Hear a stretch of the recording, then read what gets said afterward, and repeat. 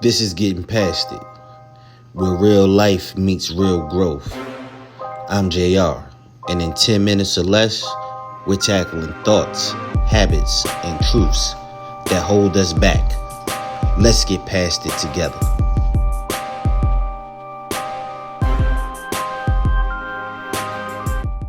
Good morning, ladies and gentlemen. What's going on? It's your boy JR, host of Getting Past It, the podcast. We are back. I hope y'all are having a wonderful day. I hope things are going well. It is Monday. Happy Martin Luther King Day. I hope y'all are taking some time to reflect on history, to think about where we were and how far we've come, but also how far we still have to go. But again, it's been a minute since I've been in front of you for a longer podcast episode. I've just been giving you those quick shorts in the morning, hoping you all are getting your day started off right. But today I want to talk about my son David. And the reason is we've had a number of health scares that has, shaken us a little bit. And sometimes you start to worry. And just think about all of the obstacles that life is throwing at you, and you feel like you're just getting hit left and right, and you're waiting for God to show up, and He has, and He does. But I also wanted to talk about how when you're in the thick of it and you're starting to question or maybe even have doubts, how God will send somebody to give you a kind word of encouragement to help boost your faith, to plant a seed in your life to help you get through and to refocus your energy on Him. And so my son had a seizure last Thursday, which, we're hoping that they stop forever. But when he called us to let us know, we as parents, we immediately jump into action, get on the road, got to go check on my boy and make sure he's good. His mom was worried, of course, and so we rode up there to get eyes on him, help him clean up his room, get all of his stuff situated, get himself together, take him to doctor's appointments, and all of the things that you do as a parent to make sure your child is okay. And I made a post just saying, when there are things outside of your control, and your mind is all over the place, what do you do in those situations? And my Aunt Vanessa, love you, Aunt V, gave me a call, and it was a call that I desperately needed because of how she poured into me. She reassured me of some things that I wasn't thinking about. And so she called and she just, it was almost like she gave a sermon that I needed in that moment. And what we talked about during that conversation, and I hope she's okay with me sharing this, but she called and she was just telling me that, hey, when life comes at you and when the devil is, trying to get you, you got to remain focused. But she also pointed out to me that the devil comes after those people that are impactful, that he feels like he needs to move off the chessboard because you've got something in you he don't want to get out of you. But she also reaffirmed that per God's order,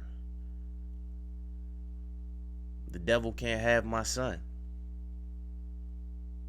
No matter what he throws at him, no matter what he throws at us, God has him covered. God is a miracle worker. He is a healer. And it's not something that I should question because he's already done it. When my son was battling with bacterial meningitis, the amount of time that my son had that infection floating around in his brain 99.9% of kids in that situation, people, not even children, people in that situation would no longer be here. But not only is he here, he still has all of his faculties about him. He still has all of his mental capacity. He still has a resolve to push forward. He still has a joy in life. He is not letting these things slow him down or hold him back. And sometimes it can be easy to think about the situation at hand while forgetting how far God has already brought you. And with what my son went through, and the shock and awe that all of his doctors and surgeons and physicians had as they were looking over his situation, clearly tells me that God had his hands on my son. That he had his arms of protection wrapped around him. That he was an umbrella during that storm. And he walked my son through it. There was nothing that I did as a parent other than pray and be there. He gave the doctors the wherewithal and the skill set and the intuition to figure out what they needed to do to help and aid in his recovery. But what I must never forget, and what we must never forget, is that was nothing but God. Sometimes as a parent, my wife and I talk about,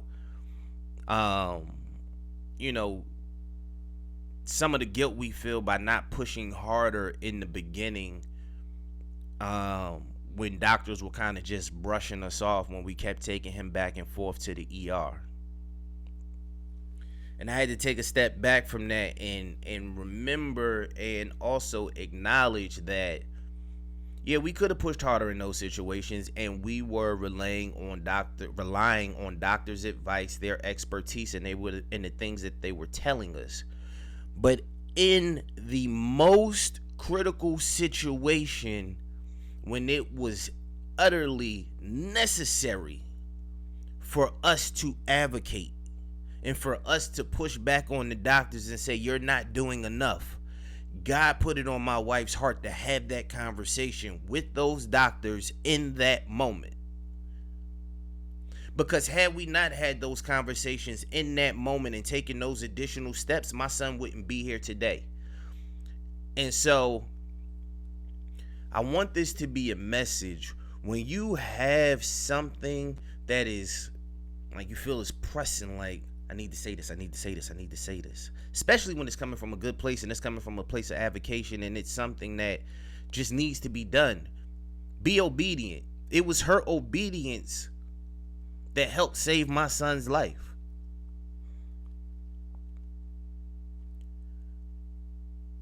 And I'm grateful for that. Forever grateful. But my son is also teaching me a different lesson. My son is teaching me what it looks like to move forward regardless of the obstacle, regardless of the adversity, regardless of what is thrown at you. And yes, he has his moments when he wonders why him, but that does not stop him from moving forward. He is still on his journey and he knows he has something to accomplish. And if you listen to my son speak, you will see the resolve, the tenacity, the belief that he has in himself, and the fact that God is going to carry him through. I'm learning so much just from watching how he navigates these situations, and he doesn't get down on himself. His thing is, what's next? What do we do now? How do we fix it? Because I have stuff to do. Talk about an awesome mindset. Not getting bogged down in all of the things, but still keeping your focus. And also understanding where your strength comes from. So for all of y'all out there who are going through something, whether it's you, whether a family member, a child, a friend, lean on God. And like I told you, I'm not a pastor, I'm not a preacher, I'm none of those things. I'm just the person who has been blessed and fortunate enough to understand and see where God has had his hand in my life and in my family's life. And I'm not perfect by any means, far from it. God knows we are all human. And that we are going to have missteps. We're going to make mistakes because there is no perfect person on this earth. But how are you getting better? Do you believe when things get tough? What do? Don't ignore those prayer warriors or those people who bring you words of encouragement and enlightenment and help you refocus your mentals on the things that are important. Hold those people close, hold those people dear, because they don't have to do that. But there was something that stirred up in their spirit, and it was a message for you. So with all that being said, I hope whatever obstacles you are going through today, that you are working to get past them, that you are leaning on the source, and that you have belief that this storm too shall pass. It's your boy JR, host of Getting Past It, the podcast. I hope y'all check out all of the prior episodes. Also, I don't know if you can see this shirt, but if you can, legacy over luxury. Go to my Etsy store, Getting Past It. Grab one. Got t-shirts too, and all types of motivational things. I hope y'all are having a wonderful day. And if your day is not going so great, work to make it better. Peace.